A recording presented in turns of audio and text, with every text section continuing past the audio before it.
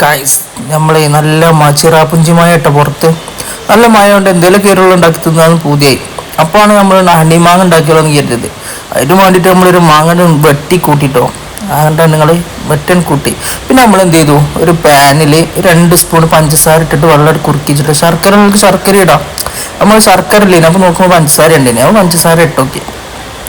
പഞ്ചസാര ഇട്ടിട്ട് അങ്ങനെ കുറുക്കിച്ചിട്ടോ. അപ്പോൾ ഇതിന് നമ്മളപ്പുറത്ത് ഒരു ചട്ടി വെച്ചിട്ടേക്ക് എണ്ണ പാർന്നിട്ട് നമ്മൾ എന്ത് ചെയ്തു, ഉലുവ പൊട്ടിച്ചെടുത്തിട്ടോ.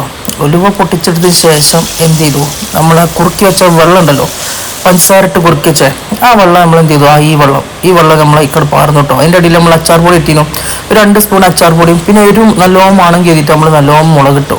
പിന്നെ മഞ്ഞപ്പൊടി വേണമെങ്കിൽ കരിവേപ്പിൻ്റെ ഇടാം. നല്ല മഴ കൊണ്ട് പുറത്താണ് മരമുള്ളത്, പോയിലെടുത്തില്ല, അത് ഇട്ടു. അതിലേക്ക് പിന്നെ നമ്മൾ എന്ത് ചെയ്തു, ആ മാങ്ങ ഇട്ട് കൊടുത്തിട്ടോ. മാങ്ങ എടുത്തിട്ട് കുറച്ച് നേരം ഇട്ടിട്ടോ എന്ത് ചെയ്തു, നമ്മൾ അടച്ചിട്ടാണ് വേവിച്ചെടുത്ത്. ഒറ്റ മാങ്ങ എടുത്തിട്ടോ, പാളണെങ്കിൽ ഒരു മാങ്ങ പോകുള്ളല്ലോ എന്ന് കരുതി അങ്ങനെ നമ്മൾ ഉണ്ടാക്കിയെടുത്തിട്ടാ.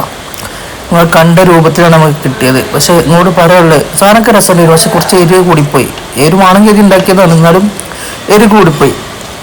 ആരൊക്കെ അടിപൊളി പറഞ്ഞാൽ അടിപൊളി സാധനം ഒന്ന് ഉണ്ടാക്കി നോക്കി. വെറുതെ മാങ്ങ പഴുത്തതാണെങ്കിൽ അടിപൊളി കേട്ടോ, ഇതില്ലാതെ അടിപൊളിയാവും.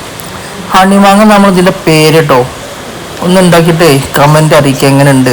നമ്മൾ ചോർക്കൊക്കെ കൂടാണ്ട് പുളിഞ്ചിക്കല്ല അതേമാതിരിക്കേ കരം, പക്ഷെ എരിവും മധുരവും പുളി എല്ലാം പാടാൻ കൂടുമ്പോൾ വേറൊരു രസം. അപ്പം താങ്ക് യു.